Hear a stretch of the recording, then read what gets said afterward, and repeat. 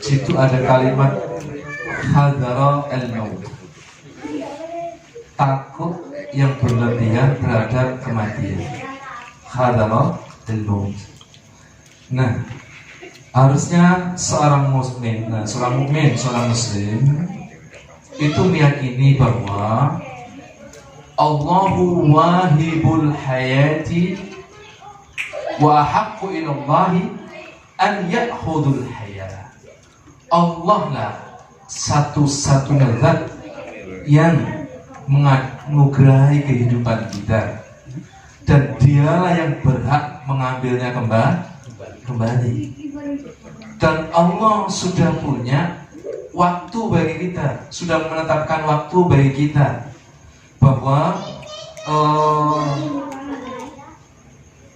kita lahir hari ini, hari sekian, tanggal sekian, bulan itu, misalnya jam sekian, itu sudah ada, nanti mati tanggal sekian, hari apa, jam berapa, krono apa mati ini, semua sudah ada dalam catatan ketetapan al-qadha wal qadar.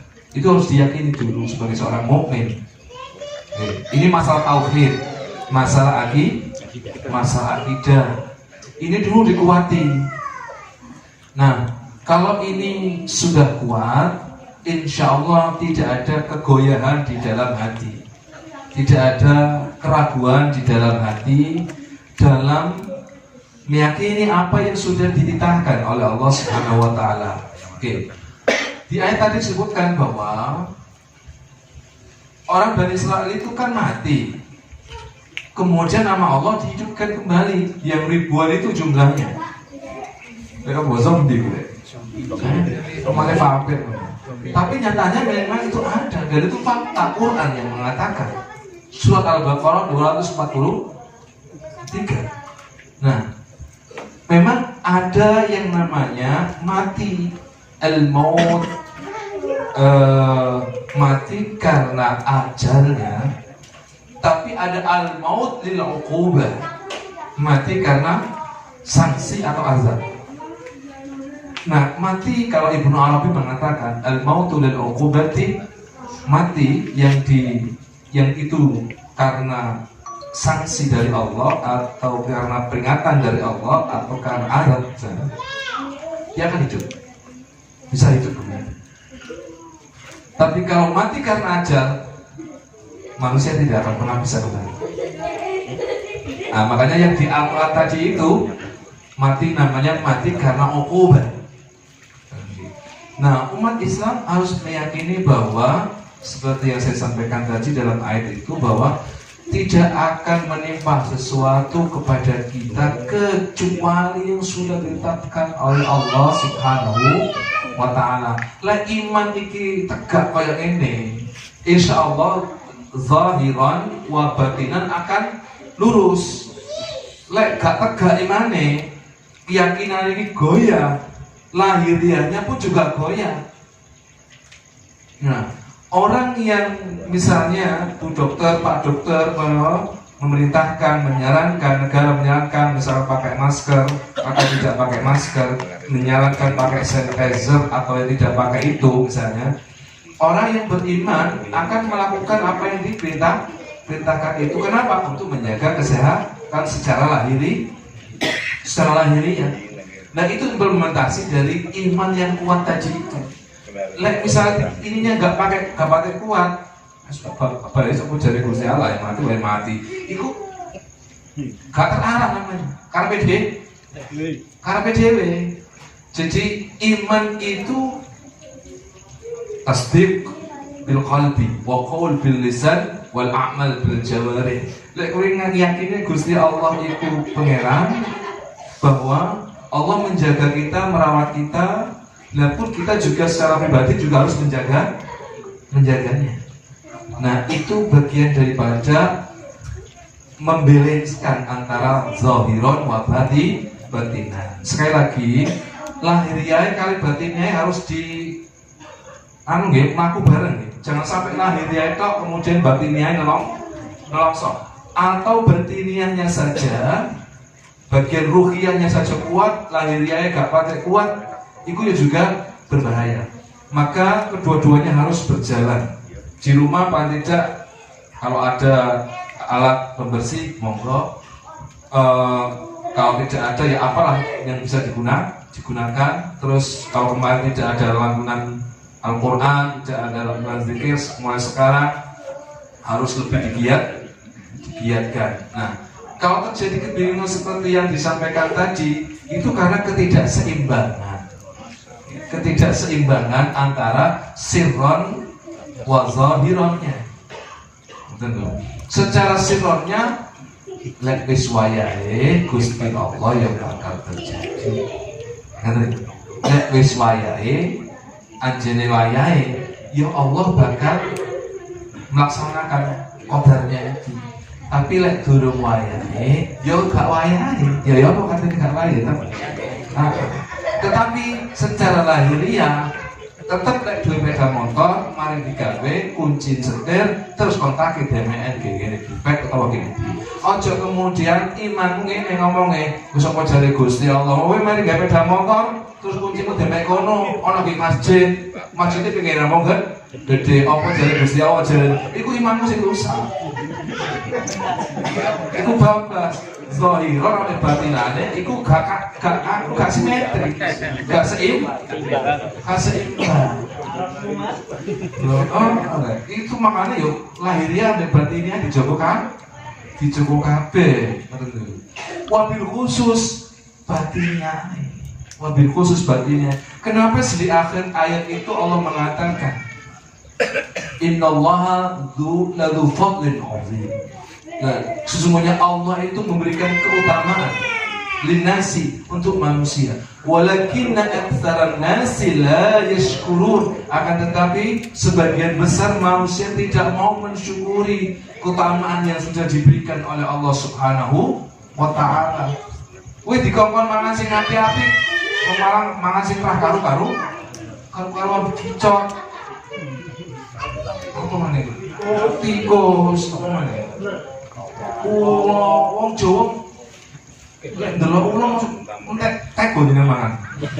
Makanya bentuk syukur itu adalah konsumsilah makan yang baik-baik, gitu. Kulu wasrobu rizqillahi, makanlah yang baik-baik rezeki Allah. Minumlah rezeki Allah yang baik-baik. Kuwi dikon mangan ngombe sing seger-seger koyo ngene air putih misalnya Allah mengatakan bahwa Allah menjadikan kehidupan ini dari air. Lalu kowe malah mangan banyu sing difermentasi petang tahun terus kowe ombe tambah spiritus. Ya mati kok. Ya kan? Itu akhirnya zahirun wa batinnya gak jelas. Maka kedua-duanya mukmin iki ya kudu jelas, kudu seimbang. Nah, dengan keseimbangan inilah nanti insya Allah kita tidak terpengaruh ibadahnya, aktivitasnya tetap berjalan dengan baik, tentunya dengan sesuai peraturan yang ditetapkan oleh negara dalam kondisi seperti ini. Makanya wabil khusus lah dalam kondisi seperti ini sirronnya yang diperkuat lagi. Apa sih wong desa itu kadang-kadang gak mikir apa corona itu enak aja menang sawah, menang pasar, menang emong, gak mikir bas. Ya masih waktu jeblok-jeblok gak mikir. Saya kira dewe orang di kota ya. Waktu titik, waduh bahaya. Jadi waktu waduh bahaya. Iki gak sehat iki. Katanya waktu ngumpet akhirnya mengi kan. Gara-gara dikatakan waktu itu bagian dari indikator dari corona tadi itu. Kancane waktu waduh. Ya pulau ini kan desa-desa. Ini karena apa? Karena apa? Batiniah kuat. Batiniahnya kuat. Innallaha la yu'adzib qalban wa Qur'an. Boleh saja mereka setiap hari mak-mak yang desa itu mari maghrib maca Yasin, mari subuh maca Al-Kahfi, ya. Kemudian waktu awal titik sholat duha, kemudian sholat zuhur dan seterusnya itu, kemudian nang sawah wahes kaya ngono iku. Ya ya enjoy saja hidupnya. Coba sampean desa ta, ngerti apa corona? Itu gak ngerti bet. Sing ngerti paling kota. Ya makanya sekarang jadi jangan sampai kita jadi titik heran nih. Ayo secara konsumsi vitamin ruhiyahnya kudu kuat, vitamin batiniahnya juga kuat, sehingga kita menjalani kehidupan ini tidak dipenuhi dengan hati yang penuh dengan kecemasan, ketakutan, apalagi sampai pada level paranoid. Jalanilah kehidupan dengan baik, sesuai dengan syarat, aturan dan yang diberikan oleh pemerintah. Kalau ada informasi masuk, sebanyak apapun informasi masuk, itu mah informasi belum jenengan tabayuni dulu, jangan kemudian ketika mendapatkan informasi langsung sampai share nang ini grup ya. Kalau itu sekiranya bermanfaat monggo, kalau tidak bermanfaat disimpan untuk diri sendiri atau keluarga. Apalagi kemudian informasi yang membuat orang lain panik dan merasa ketakutan.